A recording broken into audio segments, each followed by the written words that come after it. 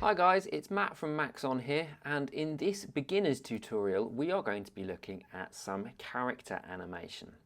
Okay, if you're new to Cinema 4D or if you're new to character animation in general, then hopefully this tutorial will give you a bit of a guide through what can be a quite complicated and overwhelming task for people who haven't seen this sort of stuff before.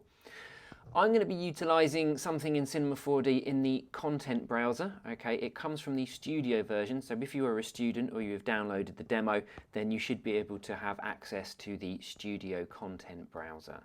So I'm just going to go here and then I'm going to search for headphone, because this brings me headphone guy.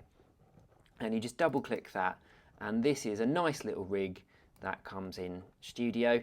And I'm just going to go through a little bit about how to sort of look at him, what all of these strange and wonderful controllers are and what they do, how to navigate your way around him, and also how to do a little bit of animation with him as well. Okay, so in the Object Manager you can see that we've got master controls, and this is everything to do with my little headphone guy here. We've got the character here, which contains all of the stuff that he's actually made of. So you've got everything that comes to, you know, his eyes, his shoes, and if I just go to polygon mode, you can see that it highlights how his little, you know, body was built in one way, shape or form, and what he's made up of. And note that things like the head and the arms stop here, because there's no need to have them under the body, under the t-shirt, and that the shirt itself stops as it gets into the jeans. So in another tutorial we will go through how to build and, you know, rig and model the character and stuff like that a little bit later. But in this tutorial we just want to focus on what a character actually entails, how it's built, and how to kind of maybe have a little bit of fun with it. So we've got the spine, this is all of the joints inside him, this is everything that makes him go. You can see all of these little legs and arms and skeletal structures inside. This is what he uses to make him move. We won't really be touching that today. We're largely going to be using the controllers here, and these are the things that make him go. Okay, so let's have a little whirl with him. So as you can see, he's got quite a big number of controllers. Let's start from the ground and work up. These are his feet controllers. So making sure you're on object mode, you can hover over like one of the foot controllers, or you can select them on the right hand side, and then you can just use your arrow keys to make him move. Now he's been locked so that you can't overstretch his leg in that sort of format, but you can obviously pull him up and he will start to do some really weird and wonderful stuff. I challenge anybody in real life to try and do this without your leg going through your own chest. So be aware that his bones will respond in that way in order to make sure that he has kind of realistic movement as much as he can. Now not only can you move his foot through the controllers here, you've also got access to the rotate tool as well in order to do that. But if you click on the leg controller, we've got some nice things here under foot controls. And this gives you a little bit more control, a little bit more detail when doing things with the character animation. So with my leg controller selected, we've got things like heel tip, okay, which will, you know, if you whack that up to all the way up to there, 20%, it will rotate around the ankle joint. Then you've got ball roll, which allows you to keep the ball of the foot down and move up the heel. You've got toe tip control, so you can bring the entire foot as sort of angled around that particular point. And then you've got toe twist, allowing you to wiggle your foot from the front. So all of these little controls allow you to have that little bit of extra movement with your character, so that rather than just the foot going up and down, if you need it to, you can do things like that, so that when his foot's on the ground or coming up, it gives that more realistic movement that you're going to be after when playing with a character. Okay, so I'm just going to undo that and put it back to 0. Okay, back to where it was. And let's work our way up. It's obviously the same for the right foot. It would be very strange not to have the same controllers for both sides. You've then got your master controller. Okay, this controls everywhere that my little character goes. Okay, so he is controlled by the master controller. This is his general movement. If you want him to position in a different part of the scene, you need to make sure that it's your master controller that you move. Okay, no extra controls there. That's just his main source of control. Then if I just turn around, we have his hip controller, okay, denoted by an H. This allows you to control his hips. So this gives you a little bit of squash and stretch with his body, but means that you can move up and down, okay, move his hips up and down depending on everything that you want him to do, meaning that you can get a realistic walk cycle, but it will stretch out his body a little bit. Okay, then you have a chest controller. Okay, this chest controller can control how far his chest moves backwards and forwards. You can also rotate it so that it gives actions to his shoulders, and then obviously up and down depending on what you're trying to do. That gives you that extra control again for the bodies, how you're able to move stuff around and get sort of bends and twists in those bodies, or leans if you're after that sort of stuff. So if you want to lean to one side, you can do that sort of thing, move around and twist. Okay, nice little chest twist. Then going up even higher, we've got the head controller. Now this head controller again controls exactly from the neck and only the neck, so you can make him nod or shake his head or, you know, rotate that way, and all of those sorts of things are reviewable. I don't think you can move it. You can move the head up and down, the hat and the headphones if you want to, but you've got to be a bit careful with that. Largely they're linked to that controller, so you're mainly going to want to just use rotate for that. You can't generally lift your head off your neck. If you wanted to do that, you'd probably have a problem, or you would need to create some sort of separate rig. But as most of the rigs here use a neck or head controller, you're only going to want to rotate, and my little character is agreeing with you. He doesn't want you to remove his head. No, not at all. There are some extra controllers here on the head controller which are really useful. Now most of this character is controlled by these skeletal structures. Okay, this is a rigged character, but facial expressions can be done a couple of different ways, one of which is the way this character has been done, which is called a PoseMorph. Now a PoseMorph tag allows you to set different positions for polygons. So if I just go to my character and I show you his body, actually what I'll do, I'll go to display ground shading lines, so you can see the polygons that we have here. Turn off subdivision surface, and you can see the interesting polygon mesh that we have underneath. So turning that back on, we've got this polygon shape. Now if I go back to my head controller, you can see that he's already been set to 75% frown. And if I was to lower that, we have direct control over those polygons. We can make it 100% frown and he can look very grumpy at us, okay, and we can just zero that out and he's now at 0% frown. Somebody, the person who ever built this rig, has set this up so he would have had a base mesh that would have looked very similar to this, if not exactly the same, and then he would have created a PoseMorph tag and then gone, actually what I want to create a frown, and then he would model it. It would move the polygons until it looked like that, and it means that you then get this slider that you can animate between the two. He would have done something similar for blink as well. Sad allows you to just sort of do other bits of polygons, and then we have control of the eyes, so we can move the eyes up and we can move them down. You can go left and you can go right. Now of course you can combine the two, so you can go right and then down, or right and then up. If you try and cross between the two, it will go be a little bit doolally because it's trying to misshape both of them at once. So you can move stuff up and down, and you can have him looking, and maybe you want to have him looking really sad, so we'll move the eyes down, and then you can do the sad facial expressions, and there we go. We've got my poor little sad character here. He's probably wondering why it is that we're all staring at him.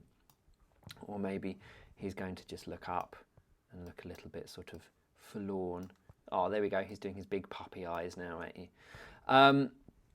But you've got control over all of this, and it's a really wonderful way of bringing life to your character. Some other characters may have different expressions. They may have facial rig stuff in front where you can grab controllers and move them. This PoseMorph works for this little model, and it's what we will be using. And now, should be last but not least, under the controllers sections, we have his arms. So I'm just going to look at the left one. And again, this allows you to just go to the object mode. You can move his arm, you can make it up and it can go down. You can't stretch it too far away. You can obviously bring it inside himself and it will start doing some nasty things. Okay, so you can do that sort of stuff. And you can rotate if you wanted, you know, sort of like get a little bit of swing, or, you know, he's patting a dog. That sort of thing is always useful for the move and rotate tools. So also under the arm controller, again, you have control of its fingers. This has been done through what they call set driver, set driven keys. So the rotation of one affects the rotations of all of the ones underneath. And you can see that I can deal with the sort of the rotations of those fingers, which is really useful depending on what you want to do. And there we go. He's giving us the big thumbs up there. Okay, it makes me very happy. So this is our little character. These are the controls that allow us to do a variety of different things with him. And what I'm going to do very quickly, I'm going to set up a little animation of just him walking maybe, and we can have a little play with seeing how that's done. There are a few extra points which are here, which you've got under the left and right arms. They're largely sort of hidden, like largely within the spine structure, and these are these little dots here. These are useful controllers because they control where your elbows point, and more importantly down here we've got these little ones as well which control where the knee points. So if you've got a particularly strange walk cycle, or you want him to do a little bit of Elvis impersonations, then you're going to want to make sure that you have these easily selectable, and maybe we want to change the way they're displayed. So I'm going to select that one, and I can change it to, you can change it to circle, and there you go, you've got a bigger point. Or maybe you want to change it to pyramid would be quite good. So just select those little dots, and you can change them to pyramids. They're just null objects, but you can choose how they're displayed, which is really cool. So I'm just going to select those just in case I need them, and I'm just going to change those all to pyramids so that I know where my poles are. Okay, and then what I'm going to do is I'm going to start a little bit of a walk cycle. Pyramid, there we go. Okay, so awesome. Ooh, there we go. We've got them, they're really cool. You can change their radius as well if you want them to be a little bit bigger, which is fine for me. So here is my little dude, and we're going to start a little bit of a walk cycle. Okay, now walk cycles are generally fun. If you have any experience with walk cycles, you know that sometimes reference material is really good. If you're new to animation, then there is a book called The Animator's Survival Kit by a guy called Richard Williams, and that's got so much stuff in it for animation and helping you out, and like walk cycles, sneak cycles, run cycles, exaggerated cycles, cartoon cycles, normal cycles and things like that.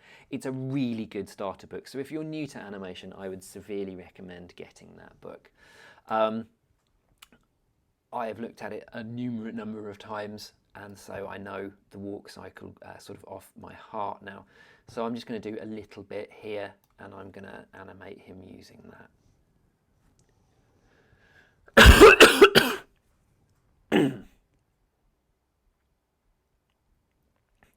Okay, so let's get walking.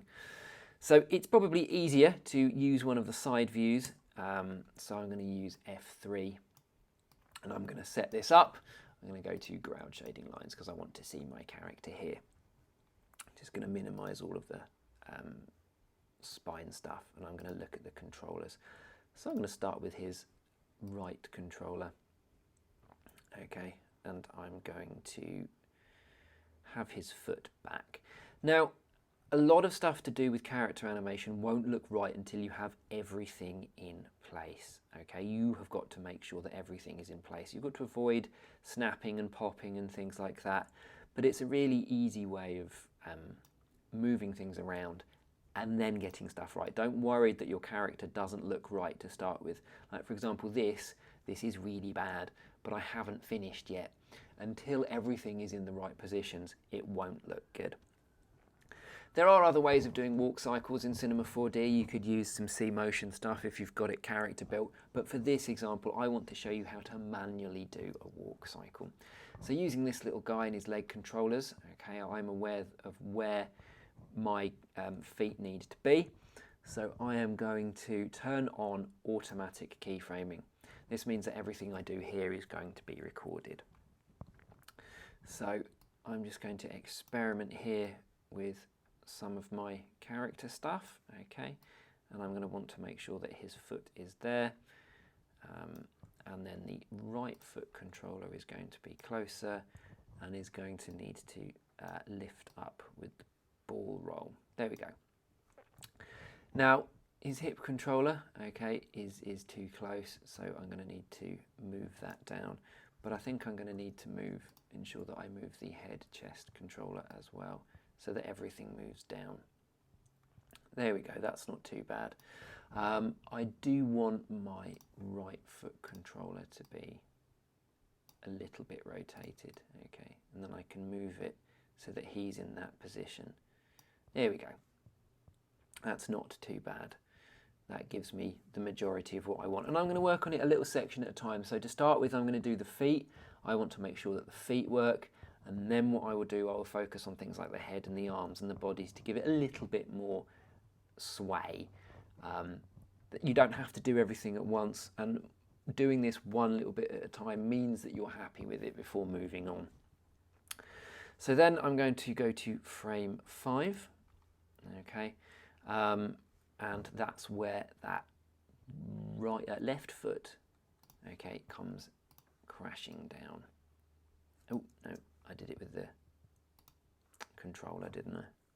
So I should put that back down to 60. There we go. One of the things to do a successful walk cycle is that he will walk on the spot like he's on a treadmill. Okay, it's one of the easiest ways of getting this to work, and it's a way of checking that your walk cycle is going to be successful. If something is just walking, you can do this and then you'll use the main controller to move him from one end of the screen to another. So we've got the foot down, and the right foot I think is going to come up even further, and is going to move up there. There we go, and I'm just going to grab the hip and the chest controllers and move him down a little bit more so we've got that feeling. There we go, that's now in that nice little position. If I just scrub between the two, ba-dumph, ba-dumph. Yep. So frame 10, the left leg comes back and the right leg is going to come back off the heel. Sorry, heel tip. Oh, no. Just going to rotate it.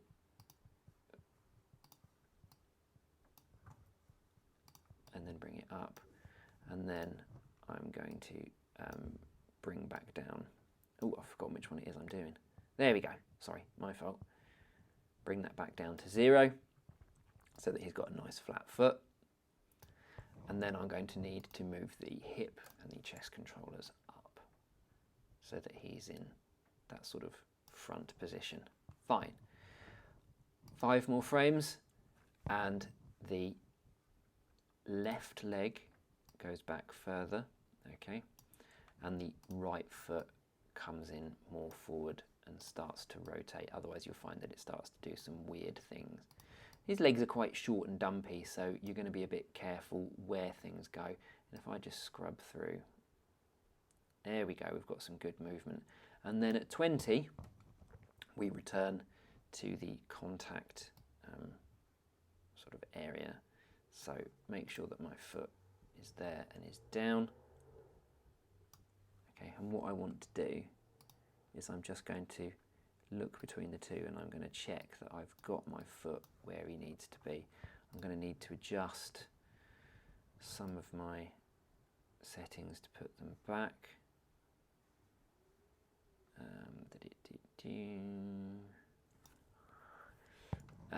As you can see, it's really good to make sure that you remember what it is that you're changing, otherwise you are going to forget the way I have done now.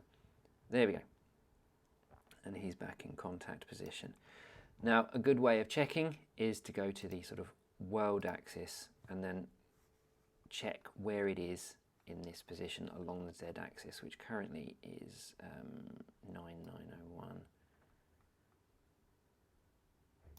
And what you want to do to make sure that it's a symmetrical walk cycle, select the left leg controller and go to the beginning, and you want to find where it is. So it's minus 2986. So if I just copy that, and then I go to the leg controller and I go here and I do that and press enter, you can see that that snaps that back. Good thing to do as well, let's check the rotation of that leg controller. So that's 15 degrees. Make sure you've got the correct one. So that's that one. That controller is at 000 degrees and the heel tip is at 16,055. So let's go to that controller there, and we want to make sure that that is at 000, and that was at 15, or was it 16,055? So just go back to the beginning, 16,055. So we want that to be here at 16,055. So now the two legs are in exactly the right positions to match each other. And we're going to need to do that for the back leg as well to ensure that that gives us the right position. So if I just go to 0, okay, you can see that we're at 1656454. Okay, so if you want a pen, you can note this down, or you can just do what I'm going to do, which is to copy and paste. So I'm going to select Y1 first. Okay, and then I'm going to do that. I'm going to go back. I'm going to do that. And then I'm going to do that. Oh, wrong leg. Always make sure you select the right leg. It'd be very, very bad if you didn't.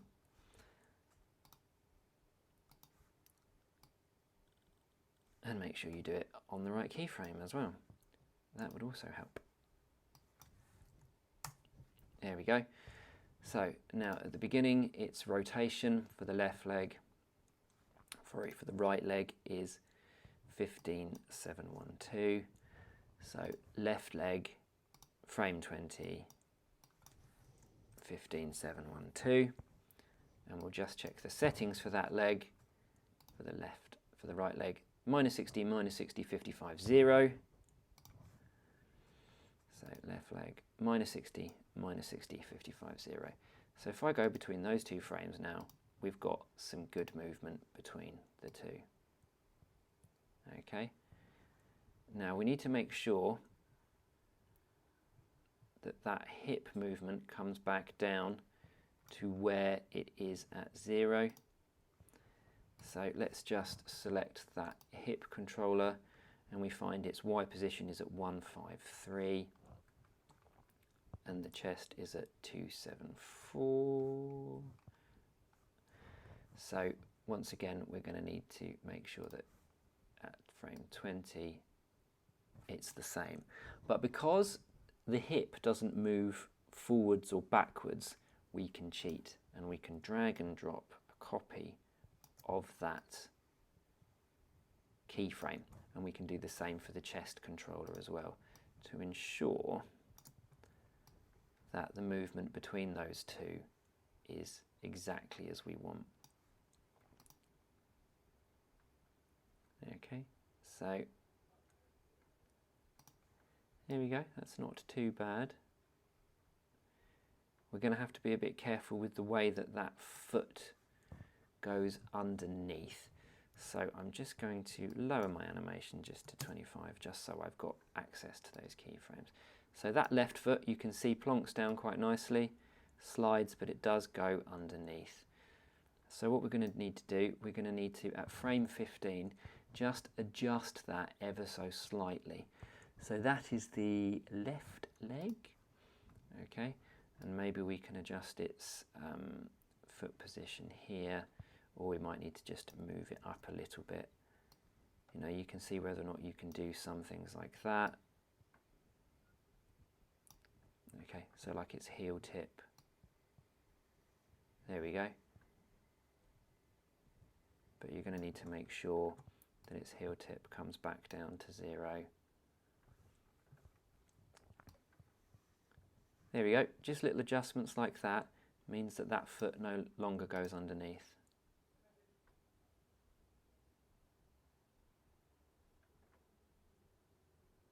Okay, there we go, and that's one particular step. So now we're going to need to do it the other way around. So if that's 20, let's go to 40. And now we need to work the other way. So at frame 25, our right foot will now come back down. So we're going to need to work on that back there, and again you're going to need to cross-reference between where things were between one leg and the other. So that on the z-axis is 2, 4, 7, 3. There we go. So that one, that one, that one. There we go, and just want to check its y position as well between that one. Oh, left leg. 35, 293, right leg, then there we go. So that we're now happy that those two are in the similar position, but we're going to need to make sure that the left leg was at there and there and there, because it was moving between the two. Again, we'll do a little bit of adjustment after just to see what's going on. Okay, and where does the right leg, the left leg go? So let's have a look. So the right leg at frame 5. Okay. So the z-axis is 162.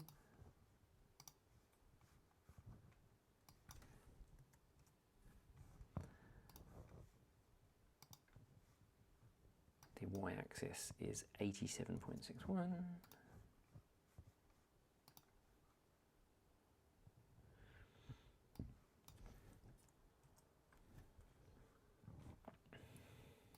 And the rotation, 50.611.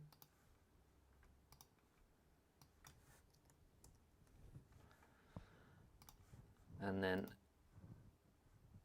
minus 60, minus 30, 55.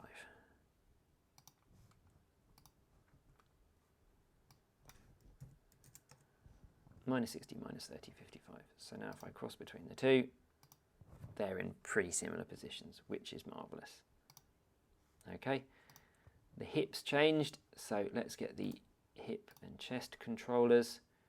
We can select that because that will select both of them, because I've got both of them selected there. And then command drag or control drag that to 25. So now if I nip between the two frames, the only difference should be is that the legs have swapped. Perfect. Excellent. Now to 30. So I'm going to get the two hips controllers there while I'm already there, and I'm going to do those so that the difference between that and that is there. You can see that it can take a little bit of time to maneuver your way through this sort of stuff, but to ensure that there is a definite match between those legs is really good. You could guess it if you want a non-symmetrical walk cycle, but it's a really good thing to sort of get into the habit of, is ensuring that you know what's going where. So at 10, that foot is at 78. So if I just go to 30, that foot needs to be at 78. Marvellous. What else have we got at frame 10? There is a slight angle at 302.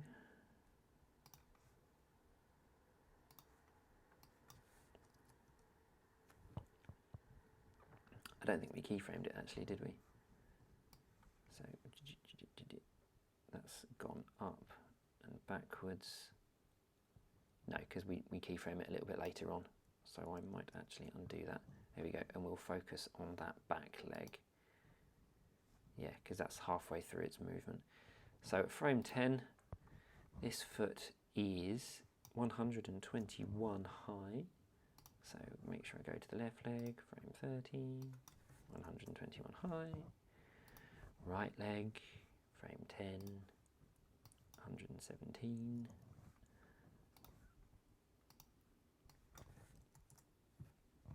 And then finally its rotation, 84.557.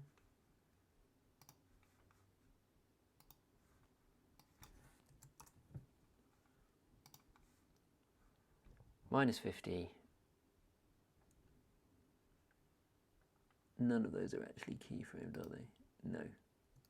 Okay, so they're halfway through a rotation. So we won't worry about keyframing those. We'll just make sure that they're in the right position. But you can see that we've got something that we need to turn off. So I'm going to stick that back down. There we go. So that they are also in the right positions. Okay, we've got a little bit of discrepancy here with that foot. So I'm just going to have a look and see where that's the left foot and what the right foot is doing at 30. So that's at minus 60, 0, 55.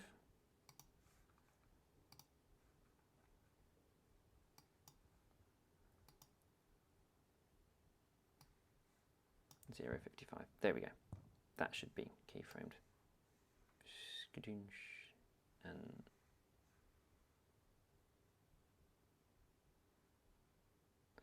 okay, might be able to have a little bit of work on that foot. And then at 35, so the left foot will go back. The right foot will go back. Let's check where the left leg is at 15. Y, it's at 35. Good, same position. Then the left leg is at 105.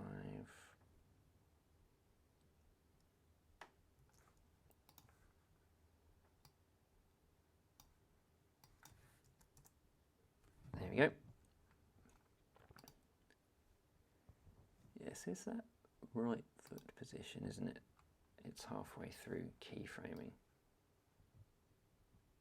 So I'm just going to readjust that. Maybe I don't need any of those on. And I'm just going to adjust the rotation of that one. Maybe so it's just back at 0. There we go. So that I know that when I get to 35, that controller is in the same position and there isn't. There we go. Everything is as it should be between those two. That's better. So let's focus on that left leg now.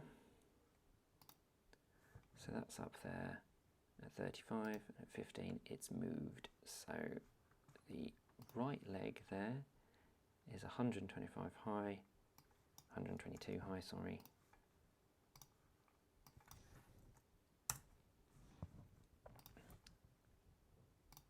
And then 85 there.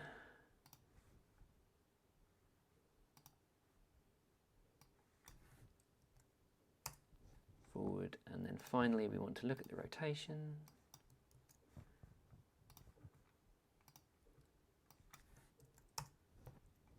And then if we cross between the two, there we go, we should have the legs being, oh no, the rotation is quite different there. So it's 54.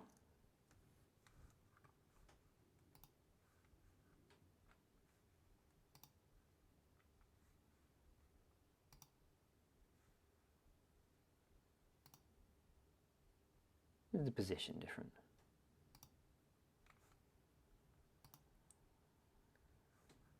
122, 428, 85. 122, 428, 85. Have I got something interesting on the right leg controller at that point? Yes, I have. So that's now at minus 60. There we go. Cool. We just need to make sure that we haven't got anything for the hip controller at 15. No. There we go. Now, one of the easiest things to do is to ensure it loops quite nicely, and that's the fact that we've got the last keyframe to do, which is 40. But what we need to do is make sure that its controllers are exactly the same. So to do that, we shall select all of the controllers that we have keyframed, that, and that so far, and you can quite happily copy and paste the keyframes from the beginning of the animation to the end, which means if I go from the beginning to the end, you can see that they are in exactly the same positions. So let's press play. Okay, not too bad. We've got this little issue here with this foot going just below. So if you adjust some of his figures,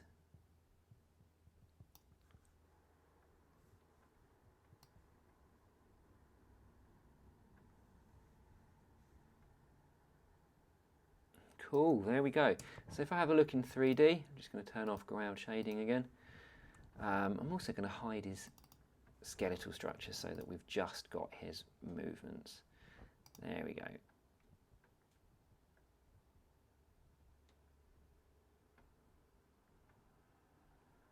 Not too bad. Okay, it gives us a nice little walk cycle. You've got his movement of his feet. Okay, it gives us a movement that allows him to feel like he's plodding and walking along. So that's the first stage. Okay, and then we can start adding stuff like his arm movements in there as well. So going back, let's get his hands into some decent positions. So, you know, ensuring that they're maybe by his side, not too far down, not too far forward, using the side views. I might adjust his fingers so that they're curled but not completely open.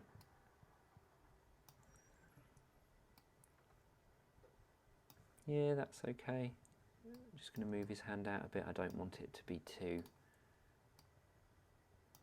close to his body.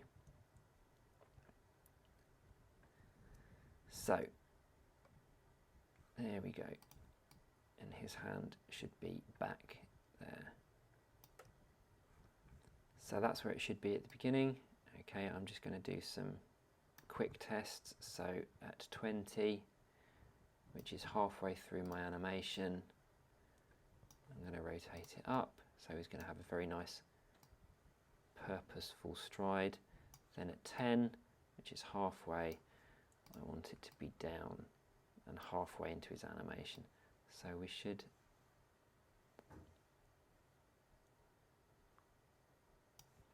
there we go. Actually, I'm going to swing that right out at the beginning of his animation. So at 10, his arm should be fully extended.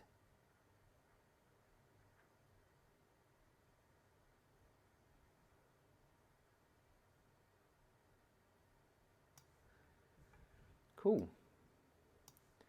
You may want to, you know, you've got full access to play with all of this stuff. Just made a little mistake there, so I did it on the wrong keyframe. Cool. And then at 20, make sure his arm is out. And again, you know, you're going to need to check all of his keyframes and make sure everything is equal. So the right arm at 0 is, you know, roughly that, 75, 164, 141.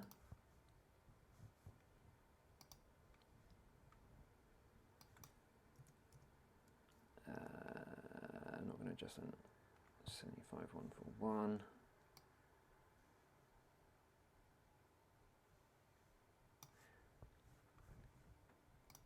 So the left arm's keyframe there.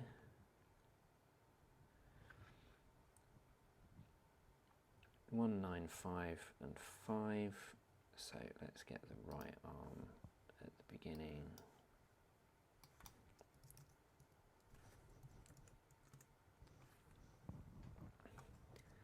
And I'm going to do this a little bit more by eye. So just going to adjust his hands.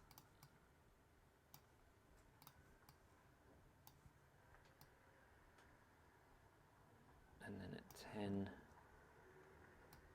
ensuring that his arms are down.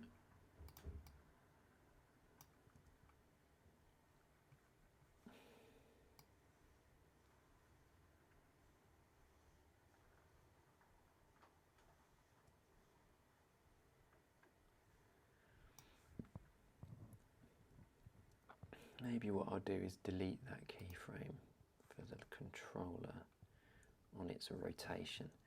So looking at the coordinates, I might just unkeyframe that so that the rotation between them is a little bit more natural. It's up to you. You're going to have to sort of play with things like that depending on what you want. So there we go, it gets one side. And then I'm just going to cheat a little bit and copy and paste that keyframe to the end. The same with the right arm controller, so that we know that they are definitely in the right positions at the beginning and the end of the animation. Just have a quick play. Yeah, you can see that that goes a little bit too lally. So ensure that the same frame is at 10 as at 30, and the same there, frame at 10 as at 30. Maybe you are going to need to adjust the rotations.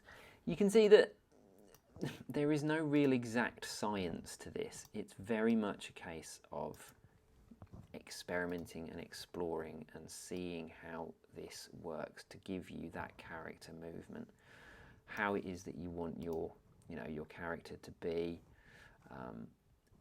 the way you want it to look, the way you're going to want it to move. So what was that, 28?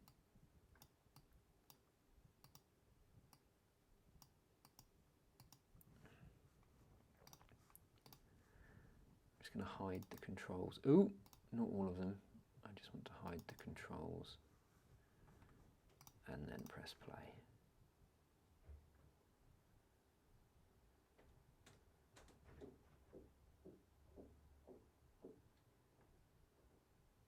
Yeah, it's not too bad. You're going to have to adjust your rig. We've got some little bits of clipping in here. That's probably the positions of the legs and how close they are together. So you're going to want to do a little bit of adjustments with those. Stuff like the head controller is up to you. If he's swaying from side to side, maybe you're going to want to just, like grab that head controller. So maybe he's there at 0. And there at 20, and then just make sure that you recopy that keyframe to ensure that that loops nicely.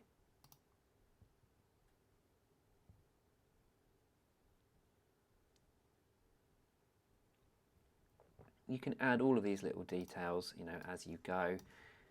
Maybe his head's a little bit forward on that one as well. Just again re-keyframe, and 20 his head's forward, and then at 10 his head's back, and at 30 his head's back a little bit. Okay, and all of this sort of stuff gives him a little bit more life, a little bit more movement. You've got the chest controller, which can add some rotations as well. Which can give him some real swinging movements if it's at 0. 20, let's go the other way.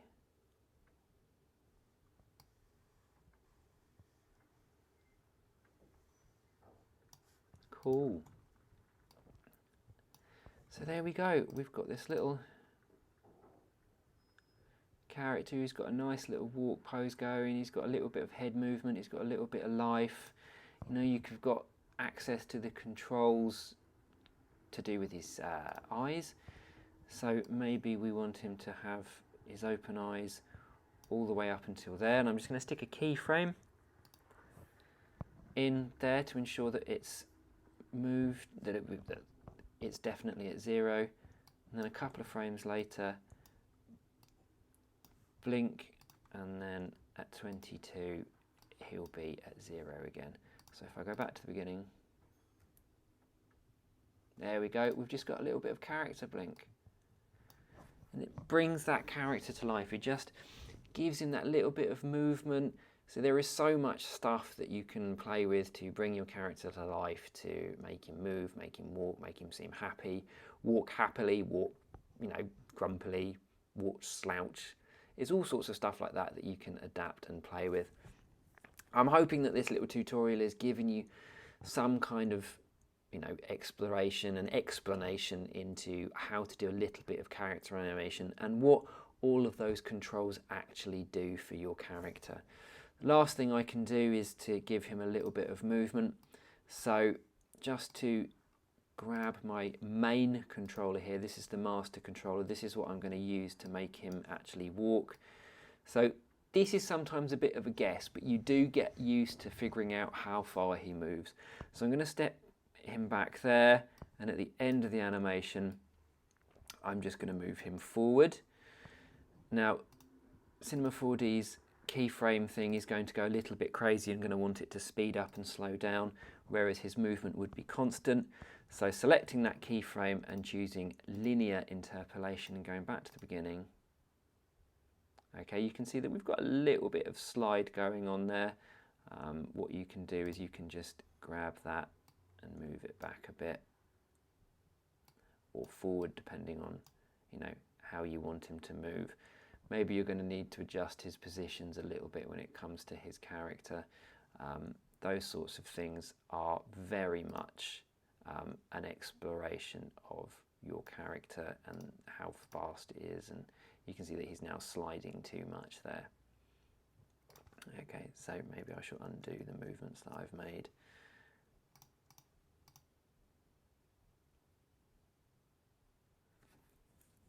Okay, there's a little bit of wobble on his feet. That's to do, I think, with where his positions are. So he slides backwards and comes forward. So if we were to expand that,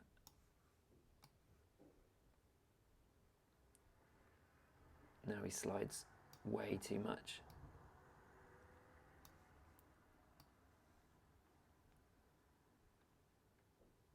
There's a little bit of slide still. So all of this sort of stuff is what you learn and how to adapt, how far your character will and won't move. And you may need to go in to adjust the keyframes of your character as well. But you've got the basics of a walk cycle. Okay, there we go, and he plods along happily. Well, again, I hope this has been useful for you, and it gives you a starting point for animating a character. And later on in some more tutorials, I shall teach you how to maybe model, texture, and rig your own. Okay, I shall catch you in those tutorials. Bye-bye.